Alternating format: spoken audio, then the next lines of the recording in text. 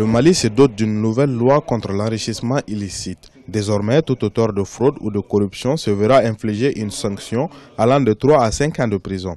L'Assemblée nationale a adopté jeudi dernier un texte qui vient renforcer la précédente loi en améliorant la prise en charge des agents en charge de lutter contre la délinquance financière. Le texte prévoit également des avancées pour alléger la procédure judiciaire. Désormais, l'enrichissement illicite, la corruption ont été correctionnalisés. Donc ce n'est plus un crime, mais c'est devenu un délit.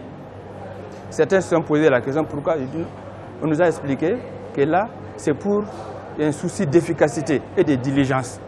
Vous savez, quand quelque chose devient un crime, il y a toute une procédure qui est assez longue. Mais une fois que c'est correctionnalisé, ça permet au juge d'aller très vite dans le traitement du dossier. Selon le rapport du vérificateur général, chaque année des milliards de francs CFA sont détournés, plus de 30 milliards en 2012, du fait de la corruption et des malversations financières. Le texte autorise, dès l'ouverture de l'enquête, la saisie des biens du présumé coupable. Il s'agira d'une structure indépendante qui aura en charge de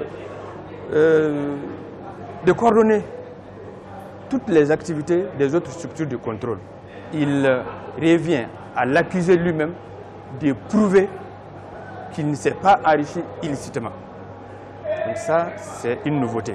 La déclaration du patrimoine avant la prise de fonction devient une obligation pour tous les responsables de l'administration publique, du directeur régional en passant par les élus et les magistrats. Tous devront se soumettre à cet exercice.